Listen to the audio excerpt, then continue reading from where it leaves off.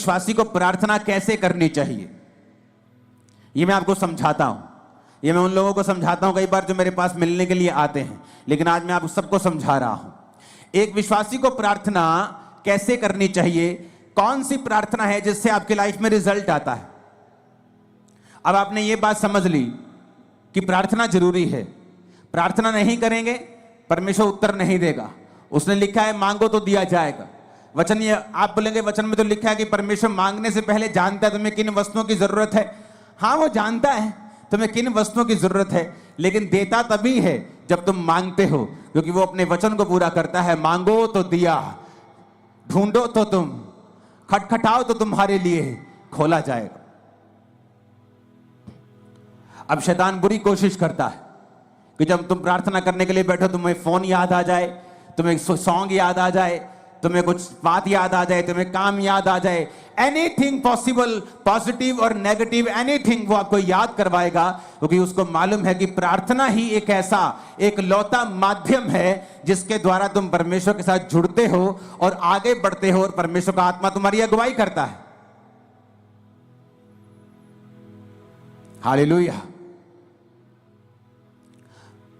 जो मैंने अपनी मसीह लाइफ में देखा है, मैं आपको उस एक्सपीरियंस से और वचन से आपको बताता हूं प्रार्थना कैसे करनी चाहिए। आपको दिन में सुबह प्रार्थना करनी चाहिए, आपकी पर्सनल प्रेयर, जिसमें आप सिर्फ अपने लिए, अपने परिवार के लिए, अपने काम के लिए, अगर आप पास्टर हैं तो अपनी सेवकाई के लिए आप प्रार्थना करते हैं। अगर आप सुबह 1.5 घंटा प्रार्थना करने के लिए बैठे हैं क्योंकि उसके बाद आपको काम पे निकलना है, तो आपको पौना घंटा प्रार्थना करनी है, 45 मिनट। आधा घंटा आप वचन पढ़ें और बाकी का 15 मिनट आप वचन को खोलें और अपनी लाइफ के मुताबिक, मान लीजिए एक विश्वासी बीमार है, वो नीति वचन को निकाले 3 को, वो यशाया 54 को, वो भजन संहिता 103 को, वो इस तरह के वचन निकाले जहां परमेश्वर ने आपको शारीरिक चंगाई की वायदा किया है। आप उस वचन को पढ़ें कि परमेश्वर तेरे वचन में लिखा है।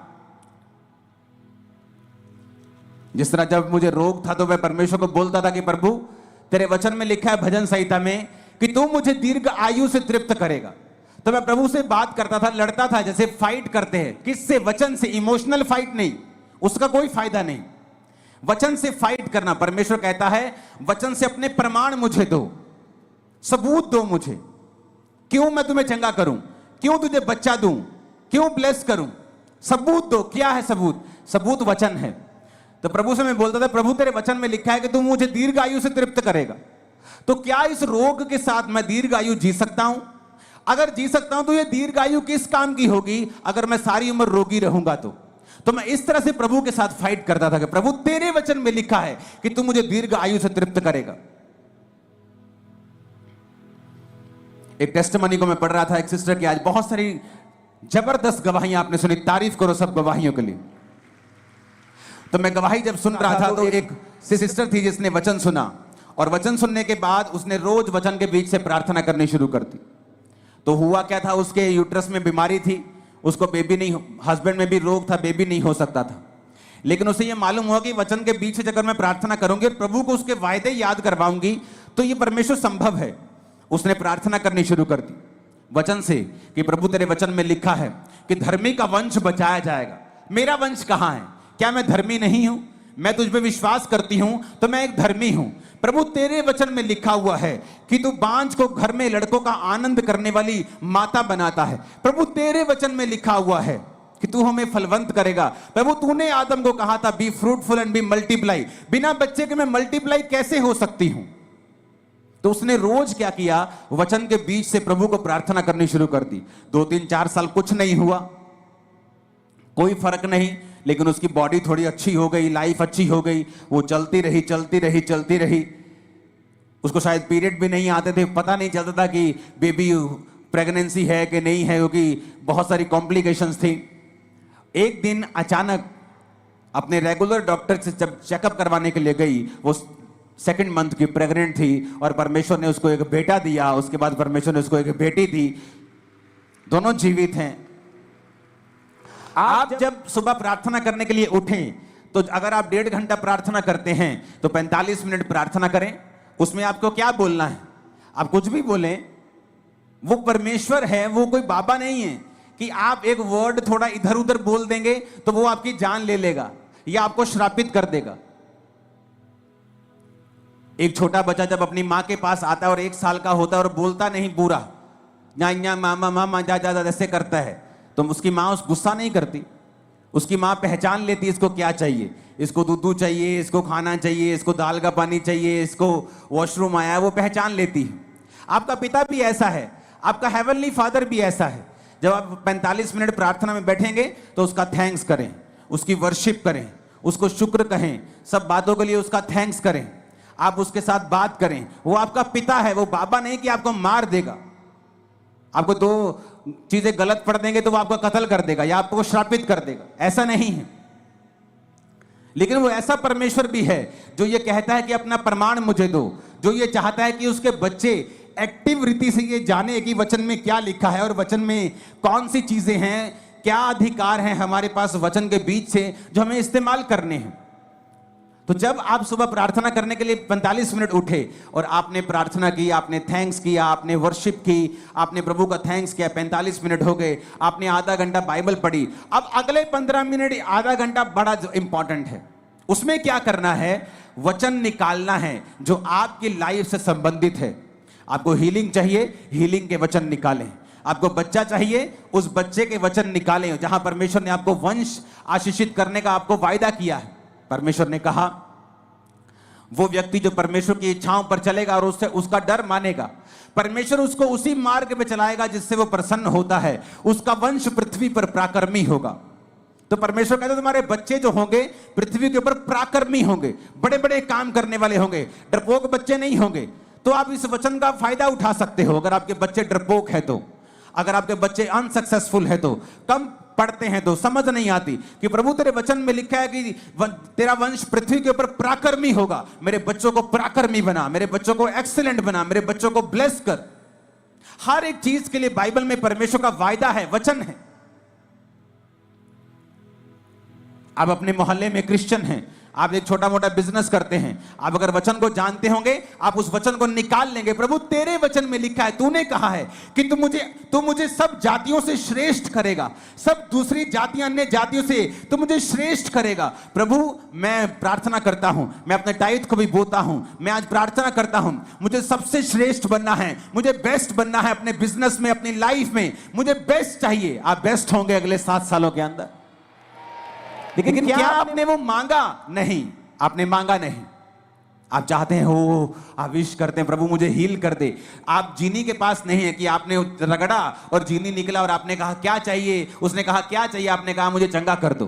परमेश्वर कहता मांगो तो दिया जाएगा, अपने प्रमाण दो, अपना मुकदमा लड़ो। आज लोगों को इतना भी मालूम नहीं है कि जो उन्हें चाहिए बाइबल में कहां लिखा है।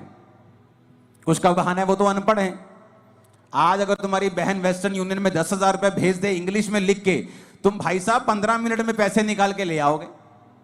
तुम्हें पता है किससे पढ़वाना है, किसको 10 रुपए का लालच देना है, किस पोते को बोलना है, किस पोती को बोलना है 100 रुपए देके और पैसे निकलवा के लेके आने। लेकिन जब बाइबल पढ़ने का समय आता है, आपको ट्यूशन रखनी चाहिए। अगर आप अनपढ़ है तो 2 महीने में बाइबल पढ़नी सीखो, खुद समझो बाइबल में कहां कहां वो वचन लिखे हैं जो आपको जरूरी चाहिए, जो आपके लिए एक हथियार की तरह काम करेंगे। हालेलुया, ऊंची आवाज में हालेलुया बोलो जरा। अगर आप प्रार्थना नहीं करेंगे इसका मतलब आपने प्रभु से मांगा नहीं, आपने मांगा नहीं, आपने पाया नहीं। उसने कहा मांगो तो दिया जाएगा। तो मेरी प्रार्थना कैसे होती थी? सुबह जब प्रार्थना करो तो मैं लिखे हुए पॉइंट्स के साथ प्रार्थना करता, मुझे ये चाहिए, वो पॉइंट लिखना, उस पॉइंट के हिसाब से वचन निकालना और प्रभु को कहना प्रभु तेरे वचन में लिखा हुआ है, मैंने नहीं लिखा, तूने लिखा है, तूने लिखा है अपने वचन में। इस वचन को परमेश्वर मेरी लाइफ में पूरा कर। वचन के साथ 15 मिनट के लिए लास्ट प्रार्थना करना, वचन से परमेश्वर को याद करवाना। अगर आपको कोई सीरियस प्रॉब्लम है तो उसके बाद आप शाम को प्रार्थना करें फिर 1.5 घंटा, और उसके बाद सेम वही प्रार्थना रात को करें 1.5 घंटा। अगर आप ठीक हैं, आपकी लाइफ में ओके है, आप ब्लेस्ड हैं, आप 1 घंटा 1 घंटा 1 घंटा आप 3 बार प्रार्थना करें रोज। सुबह 1 घंटा, शाम को 1 घंटा, रात को 1 घंटा। आप शाम को 1 घंटा नहीं दे सकते, अब आप काम, बिजनेस वूमन है, आप काम करने जाती हैं, आप एक बिजनेसमैन हैं, तो आप सुबह को 1.5 घंटा, रात को 1.5 घंटा परमेश्वर को दें। अपने दिन की शुरुआत प्रार्थना से करें, रात का अपना दिन का अंत प्रार्थना से करें। आप परमेश्वर को लिखे हुए वचनों से बताएं कि आपको क्या चाहिए।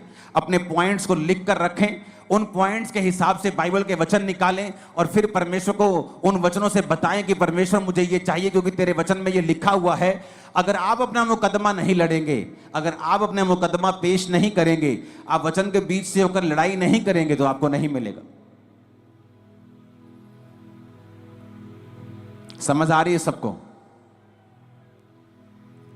अब अपने आप में अंदर एक, पंजाबी कहते झाती मार के देखो अंदर जरा कि कितनी प्रार्थना करते हैं, या जो आपको चाहिए कि आपने उससे इनफ मांगा है, जो आपको प्रभु से चाहिए क्या आपने उसके लिए फाइट की है, क्या आपने उसके लिए लड़ाई की है? नहीं की। अगर केस बड़ा हो, आम बुखार हो तो पैरासीटामोल से ठीक हो सकता है, लेकिन बुखार अगर टीबी की वजह से हो तो टीबी की दवाई खानी पड़ती है। केस बड़ा है, कैंसर बड़ा है, बीमारी बड़ी है, प्रार्थना आधे घंटे की है, बस यही बोलते रहते बेड पे बैठे, प्रभु कुछ कर, प्रभु मैंने चंगा कर। और ये नहीं कहते प्रभु तेरे वचन में लिखा है तेरे कोड़े खाने से हम चंगे हुए। आज मैं वचन के बीच तेरे पास आता हूं, तूने कहा है तू संकट के दिन तू मुझे पुकार तो मैं तुझे उत्तर दूंगा। तेरे वचन में लिखा हुआ है कि तू अपने धर्मी जन के अपराधों को माफ करता है, उनको चंगा भी करता है। लेकिन वचन के बीच से हमने कोई प्रार्थना नहीं की। यीशु मसीह को मालूम था कि मैं अपनी चर्च को कमजोर चेले नहीं दे सकता, डाइवर्टेड चेले नहीं दे सकता, क्योंकि जब प्रभु यीशु मसीह ने 12 चेले चुने तो मैं आपको बता सकता हूं परमेश्वर के पास सैकड़ों लोग थे जो उसको उस समय फॉलो कर रहे थे। और सैकड़ों लोगों में से परमेश्वर ने 12 प्रेरित चुने थे, और उन 12 प्रेरितों को चुनने से पहले प्रभु यीशु मसीह खुद परमेश्वर होने के बावजूद भी वो सारी रात पिता से प्रार्थना करने के लिए गए। आज हमें लगता है ये अच्छा है, ये अच्छा है, लेकिन परमेश्वर कहता है विद प्रेयर अगर तुम वो काम करोगे तुम कभी फेल नहीं होगे। कितनों को इन बातों को समझ आ रही है? कहां गलती है, कहां चर्च गलती कर रही? परमेश्वर ने सारी रात प्रार्थना रोज नहीं की, उसने रोज सारी रात प्रार्थना नहीं की। मैं रोज रात को प्रार्थना करता हूं, लेकिन रोज फुल नाइट प्रेयर नहीं करता हूं। मैं रोज सुबह प्रार्थना करता हूं, रोज रात को प्रार्थना करता हूं, शाम को भी हम फैमिली प्रार्थना करते हैं।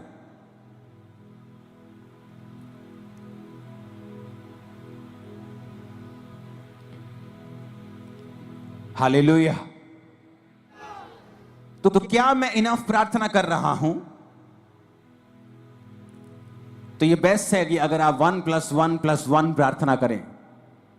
अगर आप 1 घंटा प्रार्थना करने के लिए बैठे हैं सुबह 1.5 घंटा, तो आधा पौना घंटा आप प्रार्थना करें, प्रभु से अपने वर्शिप करें, उसका थैंक्स करें। उसके बाद आप बाइबल पढ़ें कुछ समय के लिए, और फिर कुछ समय आप बाइबल के वचनों के बीच से होकर प्रार्थना करें। आपकी लाइफ कभी भी सेम नहीं रहेगी।